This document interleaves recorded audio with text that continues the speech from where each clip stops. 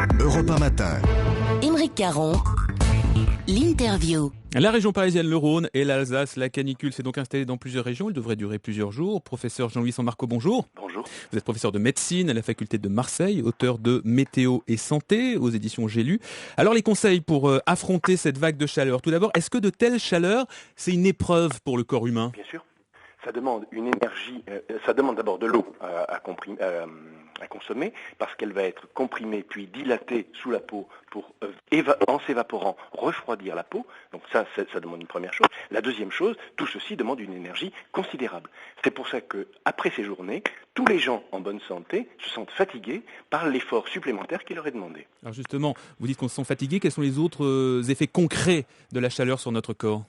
Les effets concrets, nous sommes un animal homéotherme qui avons besoin de maintenir notre température centrale rigoureusement stable. Ceci nous donne la liberté de vivre, pas comme les ours, de ne pas nous endormir 6 mois par an, et pas comme les crocodiles, d'être obligés, dès qu'il fait froid, de nous musser dans un peu de boue chaude.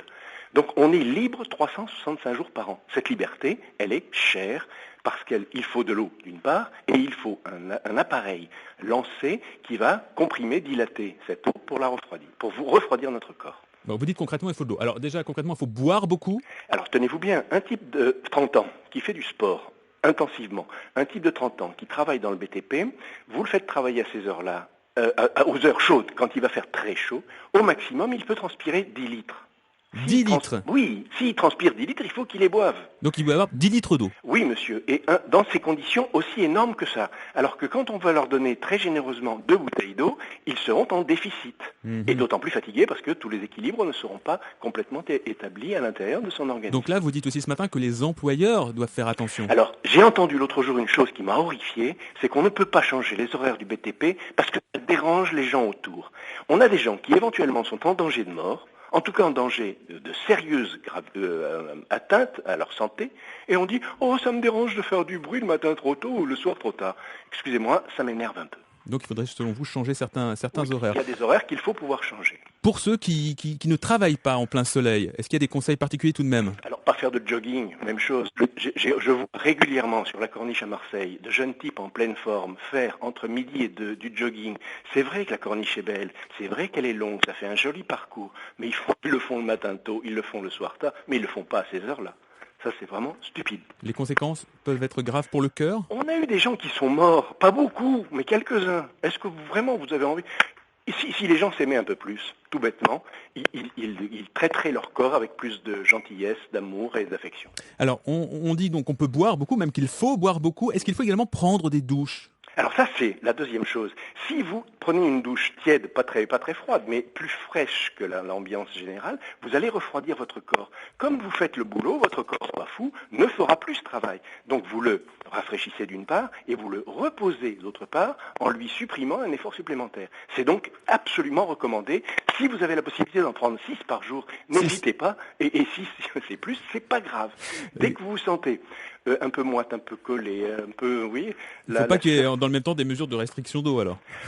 Je sais bien. Non, mais attendez, on arrive aux limites d'un système et vous allez voir qu'il y aura des zones dans lesquelles la climatisation qu'on a promue un peu partout ne pourra pas avoir lieu parce qu'il y aura des coupures d'électricité, parce que les centrales électriques seront mises au repos ou au ralenti, parce qu'elles ne pourront pas puiser dans de l'eau trop chaude. Vous voyez le truc ? Donc réduction d'électricité, réduction d'eau dans certaines zones, ça va commencer à devenir des équilibres assez fragiles. Encore quelques conseils pratiques pour les personnes âgées d'abord. Alors, les personnes âgées, ce que je viens de vous dire à propos des 10 litres est totalement faux chez une personne âgée pour une raison simple, elle ne transpire plus. Et ce qui la met en danger, c'est, au départ, elle va transpirer correctement pendant un peu moins bien que les autres, et un peu moins longtemps, un peu moins... Alors qu'est-ce qu'il faut faire avec les personnes âgées ? Et au bout de 48 heures, elle va plus transpirer du tout. Lui dire de prendre une douche, elle a 90 ans, c'est complètement stupide.